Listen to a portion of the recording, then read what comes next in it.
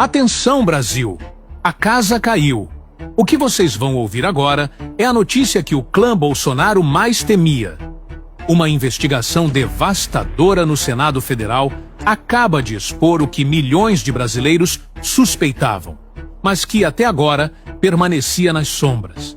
O nome de Bolsonaro, e especificamente de Eduardo Bolsonaro, foi oficialmente exposto e ligado ao coração de um dos esquemas mais cruéis e covardes já montados na história deste país.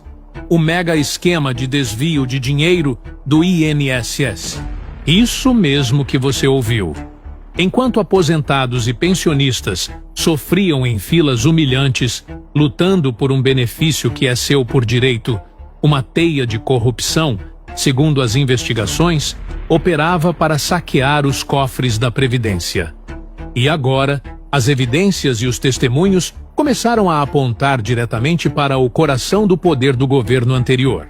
Fiquem comigo até o final, porque vou detalhar, passo a passo, como os senadores, em um trabalho corajoso, seguiram o rastro do dinheiro e encontraram a assinatura política que faltava. Vou revelar o que disse a testemunha-chave que fez o Congresso Nacional tremer e colocou Eduardo Bolsonaro no centro do maior escândalo do governo de seu pai. Preparem-se, porque a verdade é chocante e precisa ser dita.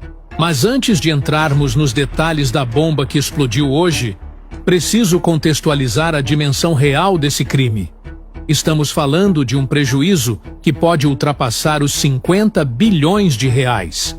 50 bilhões que foram sugados dos cofres da Previdência, enquanto milhões de brasileiros honestos eram humilhados em filas intermináveis, recebendo negativas injustificadas para benefícios que eram seus por direito.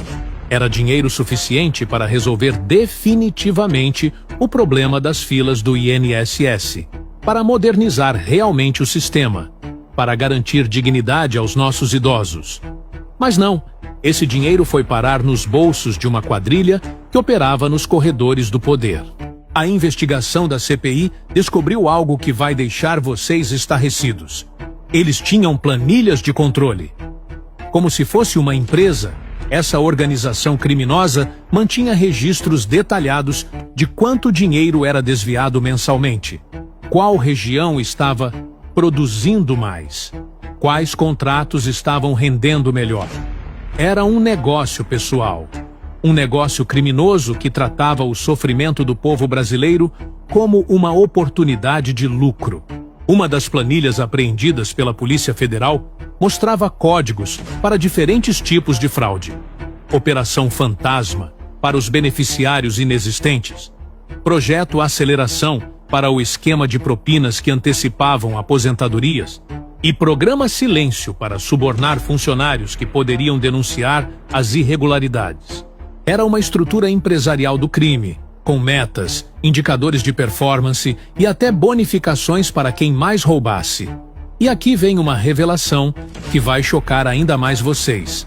A CPI descobriu que o esquema não se limitava ao INSS. Documentos obtidos pela investigação mostram que a mesma estrutura criminosa operava simultaneamente em outros órgãos do governo federal. O Ministério da Saúde, através de contratos fraudulentos para medicamentos e equipamentos hospitalares, a Caixa Econômica Federal, com empréstimos facilitados para empresas fantasmas, e até mesmo o Ministério da Educação, com compras superfaturadas de material escolar. Era um polvo gigantesco, com tentáculos espalhados por toda a máquina pública federal. E no centro dessa teia, segundo as investigações, estava a família que prometeu moralizar o país. A ironia é cruel e revoltante. Aqueles que se elegeram com o discurso de combater a corrupção montaram, segundo as evidências que emergem, o maior esquema de saque ao erário público da nova república. Mas o que mais impressiona os investigadores é o nível de sofisticação do esquema. Eles não eram amadores.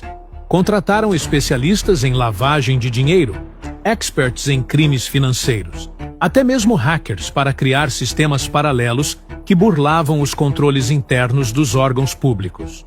Era uma verdadeira startup do crime, usando tecnologia de ponta para roubar melhor e mais rápido. Um dos depoentes, um especialista em tecnologia que trabalhou para uma das empresas de fachada antes de descobrir que era usada para fraudes, revelou à CPI que foram desenvolvidos algoritmos específicos para identificar os aposentados mais vulneráveis. O sistema cruzava dados de renda, escolaridade, região de moradia e até mesmo condições de saúde para mapear quem seria mais facilmente enganado pelos golpes. Era a perversidade elevada ao nível da ciência de dados. E tem mais. A investigação revelou conexões internacionais preocupantes. Parte do dinheiro desviado era transferida para contas em bancos offshore, principalmente em paraísos fiscais no Caribe e na Suíça. Os investigadores encontraram evidências de que empresários ligados ao esquema mantinham contas milionárias em bancos luxemburgueses e panamenhos. Era uma operação de escoamento de capital brasileiro para o exterior, uma verdadeira sangria na economia nacional.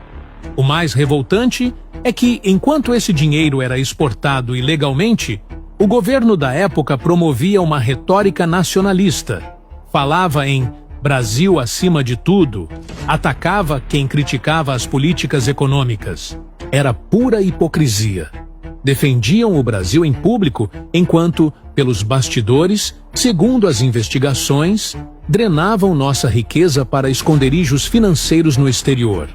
A CPI também descobriu o que eles chamaram de Operação Silenciamento. Jornalistas, auditores, funcionários públicos e até mesmo políticos que começavam a fazer perguntas incômodas sobre as irregularidades no INSS eram sistematicamente perseguidos. Alguns perdiam seus empregos, outros eram transferidos para cargos irrelevantes. Muitos recebiam ameaças diretas. Era uma verdadeira máquina de intimidação para proteger o esquema. Um caso particularmente chocante foi o de uma auditora fiscal que descobriu irregularidades em contratos milionários no INSS. Quando ela se recusou a assinar um parecer favorável a uma empresa obviamente fraudulenta, começou a receber ligações anônimas, ameaçadoras. Seu carro foi vandalizado. Sua família passou a ser seguida. A pressão foi tanta que ela pediu transferência para outro estado e ficou 2 anos afastada do trabalho por problemas psicológicos. Esse é o Brasil que eles queriam. Um país onde a honestidade era punida e a corrupção era premiada. E agora chegamos ao ponto crucial, ao momento em que a investigação encontrou a conexão política que faltava. Todos os indícios apontavam para uma proteção de alto nível, algo que vinha de muito acima na hierarquia do poder. Os criminosos operavam com uma confiança, uma arrogância que só poderia vir da certeza de que tinham cobertura política. Mas qual era essa cobertura? Quem eram os padrinhos políticos desse esquema monstruoso? A resposta veio através do depoimento mais explosivo já ouvido em uma CPI na história recente do Congresso Nacional. Um ex-diretor do INSS, homem de confiança do governo anterior, vendo que seria deixado como bode expiatório para carregar sozinho a culpa de um esquema que envolvia dezenas de pessoas, decidiu quebrar o silêncio. E o que ele revelou fez o Brasil inteiro tremer. Segundo seu depoimento detalhado, Eduardo Bolsonaro não era apenas um conhecedor do esquema.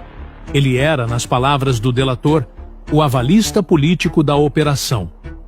Sua presença em reuniões estratégicas não era casual ou inocente.